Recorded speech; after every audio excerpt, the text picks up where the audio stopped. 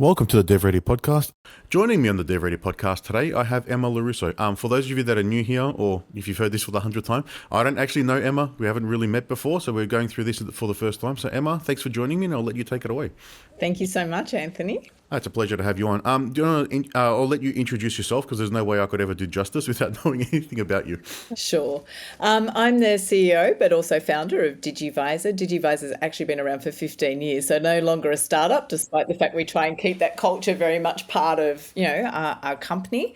We're both a technology company and a services company. So I left the safety of corporate. My background was advertising and marketing, ended up as CMO and then general leadership, headed up an ASX listed software company that's since been taken off the exchange for 9.2 billion in Altium, so one of the top five. And then left that to start Digivizer. Digivizer is a digital marketing insights technology platform, so it helps businesses understand everything that's happening across their social, search, web, organic, earned, paid. But then we also have agency services, so that's an option that businesses can choose to take.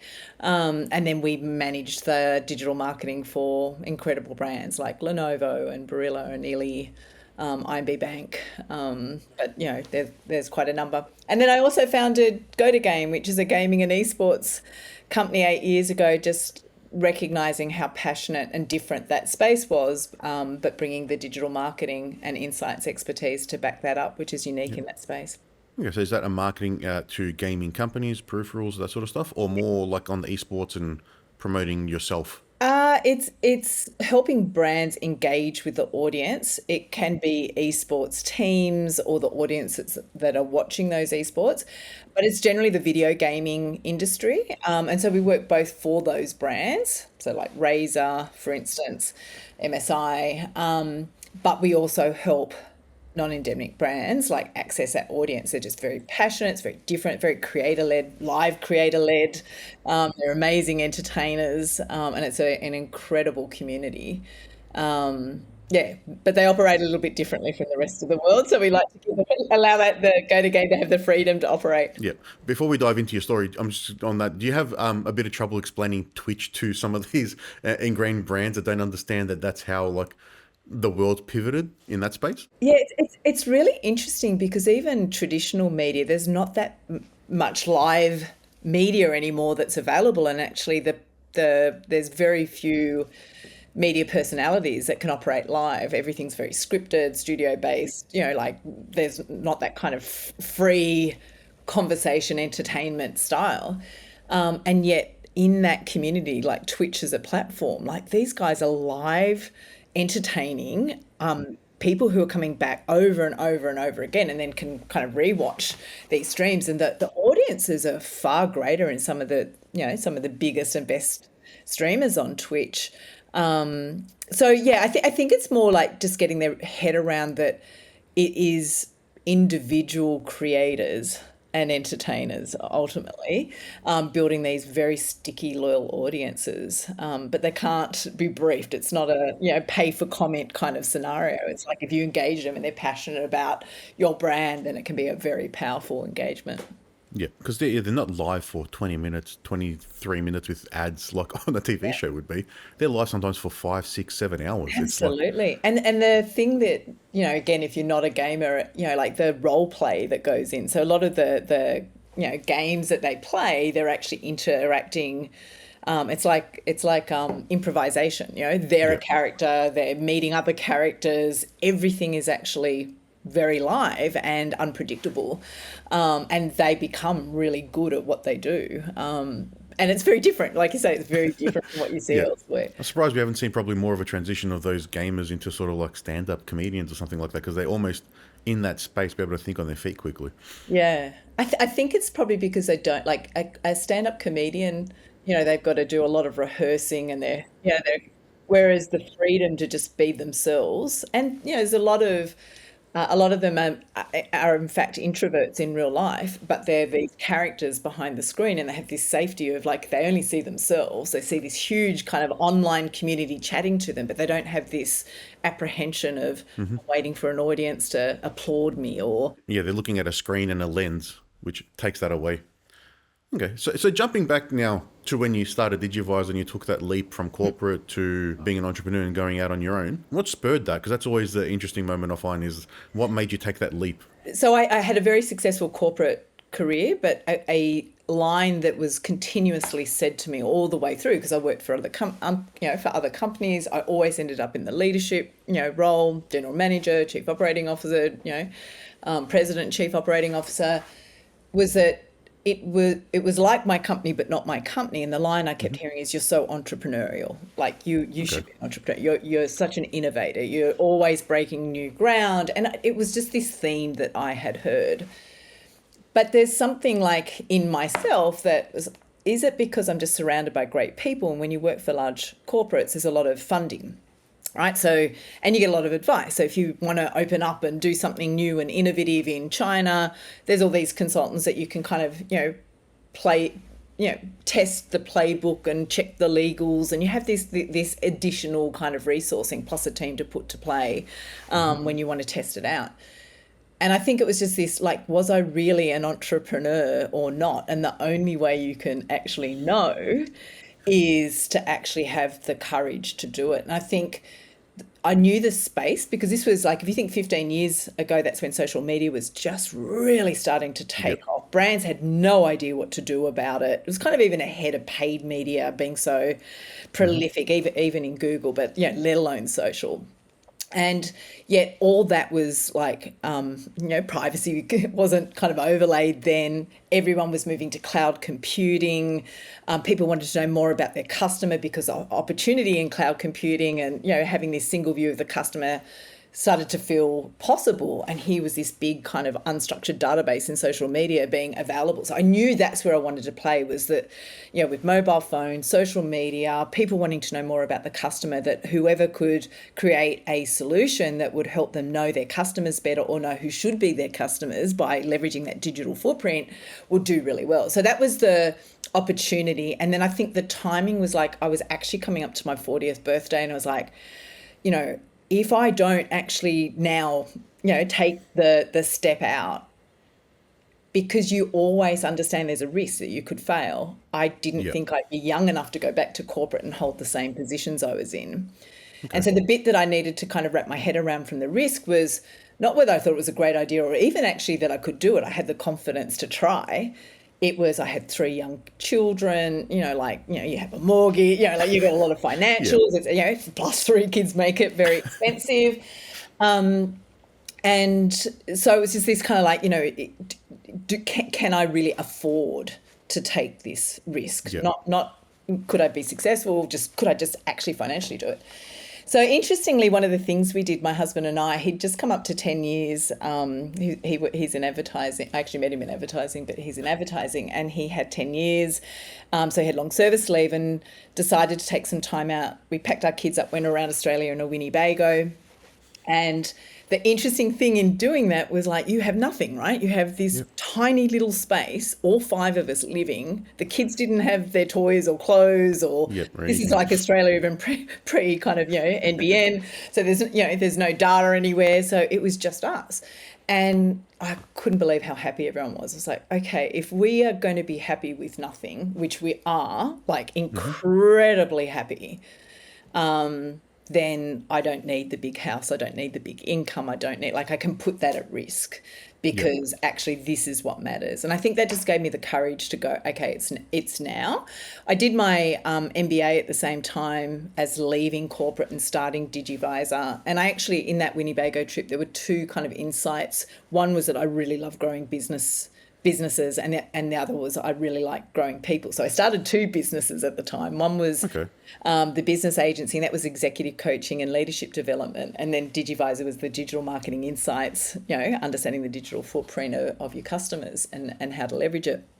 But it was interesting while I was doing my MBA, and I needed to do my MBA for, it built the Australian network for me again, because I've been working globally prior. And so it was a way to kind of get back and understand what was going in Australian business. But it also brought like a discipline. So every subject I was doing, I would apply it to the business, because you all of a sudden go from all those colleagues and, brains trust you can tap into to nothing. So that was the way I kind of tapped into a brains trust and the discipline of doing things. So if I had to build a marketing plan, I'd do it on the business. If I had to build a cash flow, I did it on the bit, so it was kind of a way of building that You out. actually put it into practice straight away. Yeah. And it was good because I think I realized very quickly. So the first, I actually won a $1.5 million contract for Sensis, which was brilliant, in the business agency, but it actually just allowed me to focus on building Digivizer. And so I realized, oh my goodness, everything I'm doing is actually about Digivizer.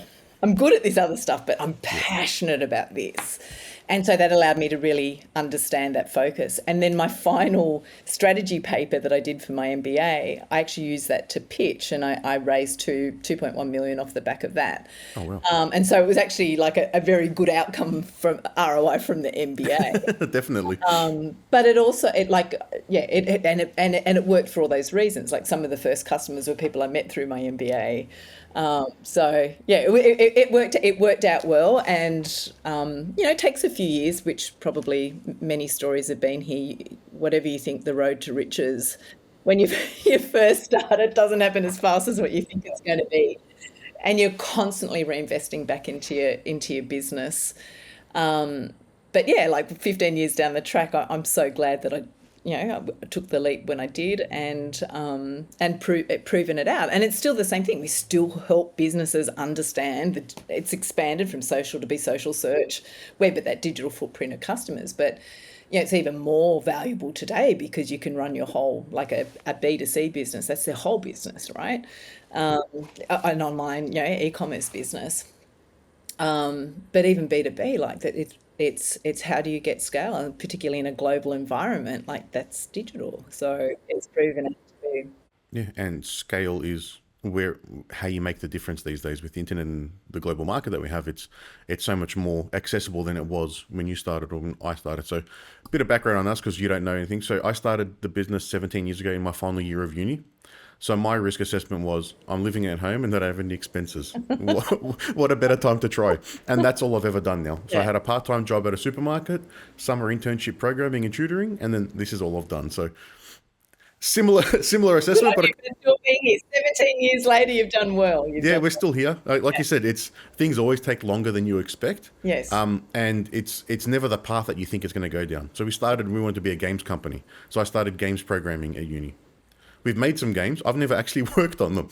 It's just the way things work. Like, you don't know how it's going to go, but the passion is, for our end, it's where you're helping business understand how to scale and grow. It's understand how to build the right software to give them that advantage, to let them grow and get that efficiency. No, I love it. But it's an interesting story how you took that, where that's a big leap, I would imagine, that at my age now, 40, being able to take and say, all right, I'm going to stop this career and I'm happy to risk it all to move forward. Yes.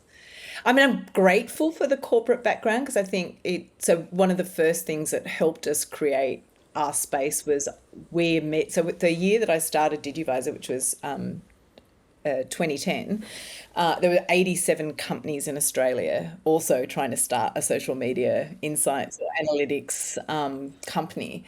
And there's 2 of us left out of that 87, and one of them's just been acquired by Zendesk. That's Local Measure. So it's interesting. So we're still the only independent that started at that time and is still around. But I think it's because we played to the enterprise end of the market, because I had that experience, whereas a lot of developers, when they start their businesses, they don't know how to sell, they don't know how to market, and they certainly don't know how to sell into enterprise. So that was one very good way of creating a space and then continuing to build out. We then took what we built for enterprise, put it into SaaS, so that made it available and affordable to all businesses. So that gave us the growth. But I think knowing how important things like culture are, the importance of hiring, getting the right people right from the start. I think those foundations came from my experience, but I've been able to put it to play. When it's just you and then it's 2 and 3, like that wasn't as, I mean, the the goal of building a successful business and proving to myself could I actually be considered an entrepreneur, and could I be successful at it? Yep. By the way, I'm still determined to prove that out to myself even further. But that's what drove me. But I didn't enjoy it as much in those early days because I actually loved the larger organisations. I was very good at corporate leadership, and so it was such a hard transition when you're doing everything, including cleaning the bathrooms, emptying the bins, or doing like creating the cash, just doing payroll, bill paying, etc. Like I think it was a really interesting start. I mean, it's so much nicer now in terms of where we are, much larger team, global. Like I'm back to kind of where I enjoy it a lot more. Yeah, you're not doing everything, not wearing every hat anymore. No, it's so much better. I think that's the different where we didn't have that corporate experience, so we just started and had to learn everything from the ground running. Didn't know anything.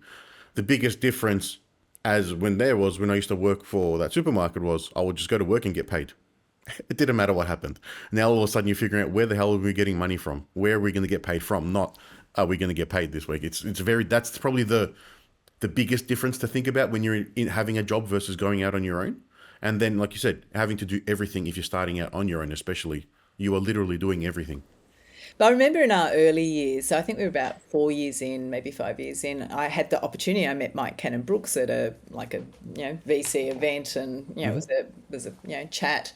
But I was able, we were just chatting at a bar, and I said to him, I have to ask you, at what point in your scale up did the pressure, like this financial pressure to make ends meet, right? You have this growth view, you're investing in growth. It's really easy to accelerate, very hard to stop. Like when does that pressure stop? And he's like, it never does. It just gets bigger. The bets get bigger and bigger and bigger. And I've realised as 15 years have gone on, it's exactly true. It's just like the things that might have, like you didn't know how you're going to make payroll in year one, like it's just bigger dollars and your burn rate's much, higher. So like the need to be in front of that always. So you still have the same thing. It's like, you're aggressive on the growth, you're investing in growth. It's easy to accelerate. It's still hard to stop. And it's like, it hasn't changed. It's just the numbers are bigger. Yeah, that's all it all comes down to. You still have all the obligations, and you may have even more obligations now because you have more projects running. You may have more people, more insurance, more everything else. So everything just grows. And at his level, it'll be completely different because one mistake and there's like 11,000 people at risk. Yeah, it's exactly. a completely different scale. But it is, I can imagine it would never stop. And then at his level, they're being very highly judged, and on a small percentage up or down would make a huge difference to the business, where at your level or my level, like that doesn't matter too much. Yeah. And it was really interesting when I started because I'd come from leading an ASX listed company. So you have the pressure of the quarterly investor updates and, like in the market, those movements, like you're talking up, down, like, that pressure. And I was determined not to be in that same situation again. I really wanted, if I was going to do my own thing, to try and maintain as much control as I could, still a raise, but hopefully a small enough level not to control the bit, which is still the case. Yep. So I did that well. But I remember one of the investors at the start was telling me, his experience and expectations and of the financial reporting. And I was like, hey, I get what you want, but I'm not going to do that. But I'm going to do something better. I'm just going to give you access to our Xero. You can pull as many reports as you like. I will ensure that, go to town, but I'm not going to do that. Like the only conversation we'll have is one where I can get value, right? Like a business can get value. Because that's the only way you're going to get a return on your money. I'm not wasting time. And I think just even having the confidence to say that, so I didn't end up wasting, in this continuous reporting loop where you're having conversations, but they're actually not the ones that are going to move the business forward. Yeah. And interesting enough, that investors, like I think, went in once or twice in the first couple of weeks and then never again, because he's quite happy with his 6 monthly updates. And then when we meet, it's about a topic that I do want his advice or insights on, because it will help the business, because it's good to get that perspective, as opposed to like we're just having a non-value conversation. Yeah, because I think that's a trap some people fall into when they do get investment and they get those outside people coming into the business, depending on how much they give in. So we work with a lot of startups. And then once they start going into that funding cycle, it just becomes now all right, here's a cycle. Now that one's closed. Let's prepare for the next cycle. And then, all right, we've got X investors on board. Now we've got Y new investors on board. And it's how do you then have to satisfy all of them, answer their questions, and keep them happy effectively, because they're coming along for the journey, but there's going to be 20 different people with 20 different opinions potentially, or more. Yeah. It's interesting because I've been part of tech founder groups at, like similar sizes and, and some who've done exceptionally well, and the pressure that a controlling board has on their business and them personally, and the pressure that they feel. I'm grateful that I didn't have that.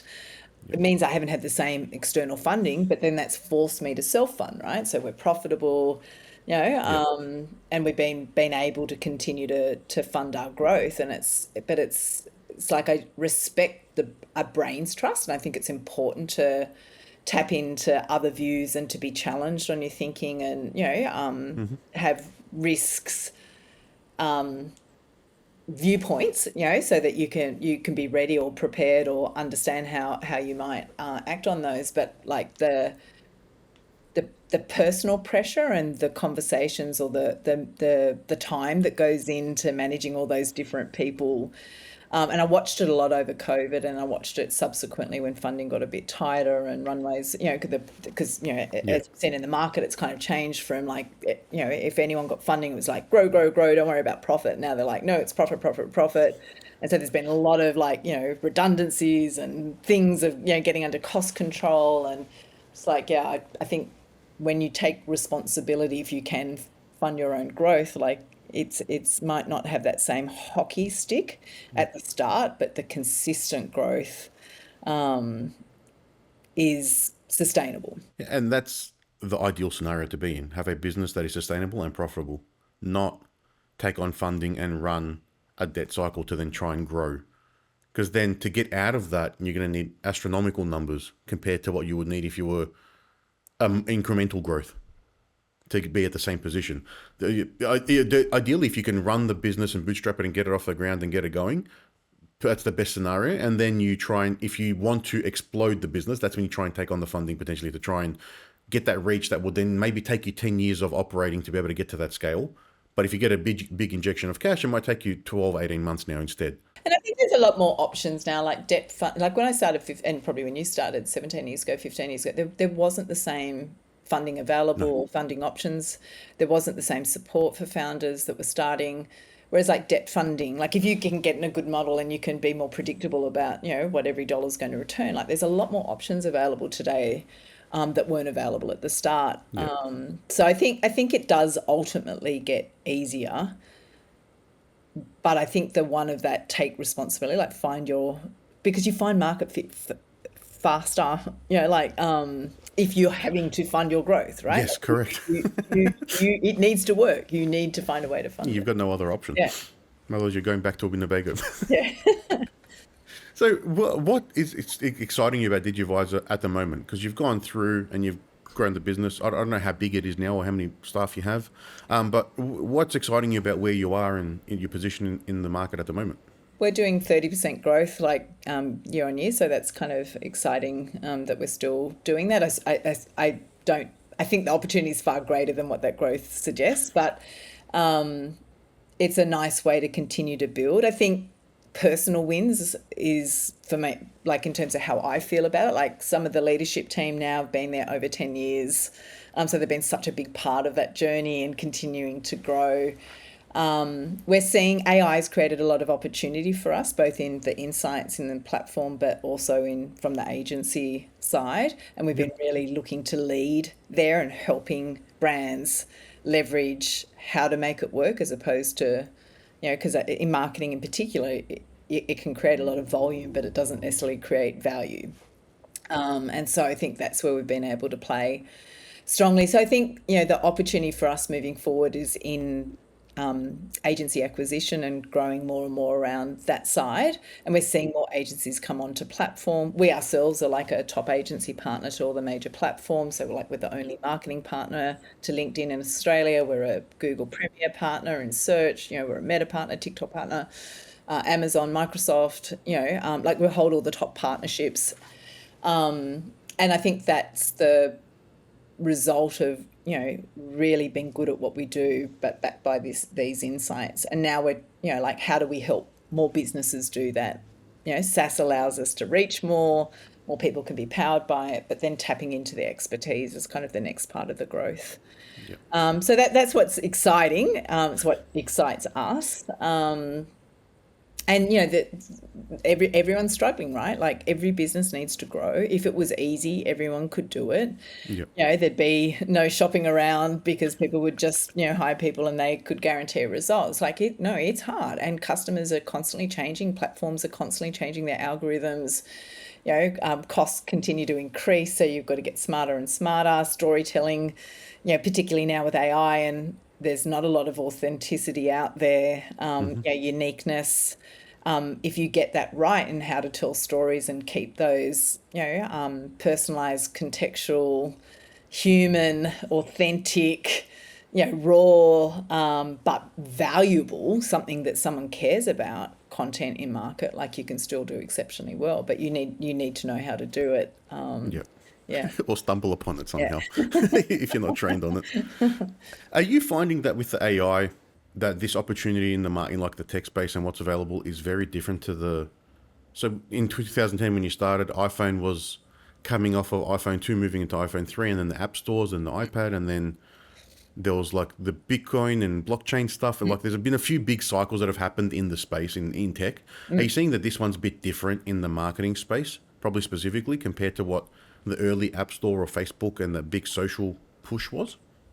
Yeah, so the answer is absolutely, because I think, say, all those initial changes, they were kind of relegated to just someone or some function in a business, whereas AI and the possibility of these tools has meant that anyone can basically become a content creator.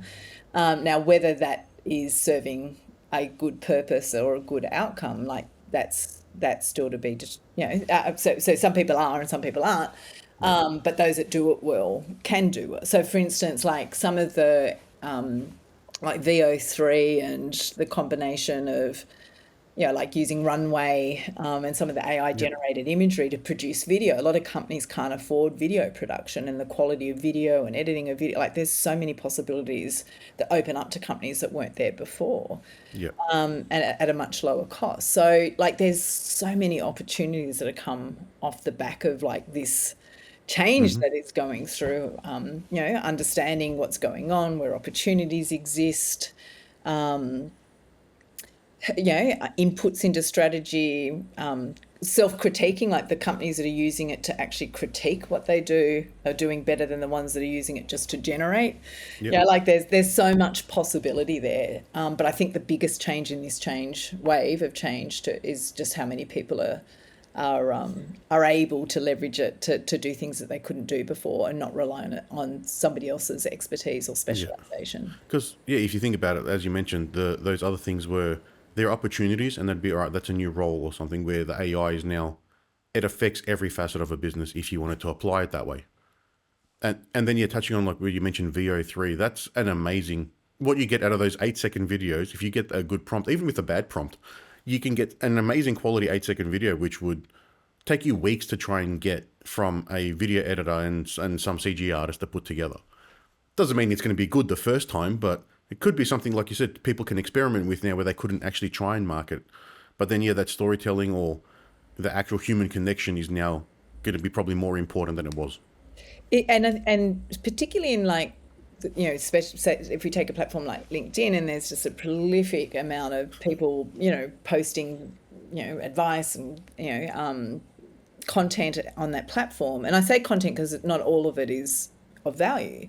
And it's become a sea of sameness. And I think that raw, authentic, contextual, like genuine insight, because thought leadership in itself is you're saying something that no one else has, like you're actually ahead of what's going on, or like you're adding value to organizations who are actually also in the same boat. So it's not like you're telling them something they don't know, you're trying to help and guide them to something that they could know, or where the value is. And we're seeing like the rawer the imagery, the more like even founder first content does so much better, or a C-level actually talking to camera, no lights, no polish, no editing, just hold your iPhone in hand and go, does better. But it comes in like, what are they saying? Like, is this self-serving, or is this genuinely helping someone? Is this actually insightful?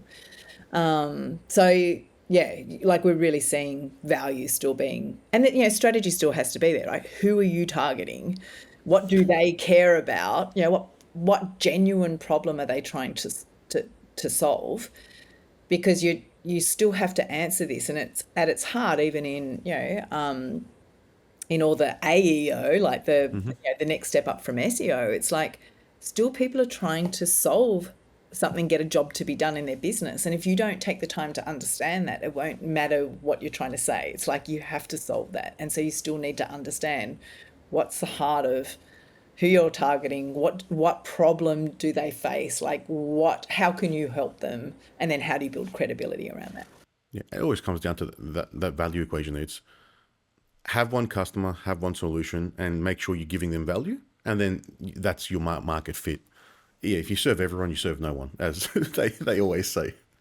Because and I am probably one of those prolific people who puts content on LinkedIn. These podcasts go there. I make videos. I write articles. We don't sell, so we just try to provide information to people. Hopefully it's valuable. You don't get much feedback from LinkedIn or people on LinkedIn generally, unless something goes viral. So hopefully I'm not adding to that slop, or like a wall that's coming through of just content happening.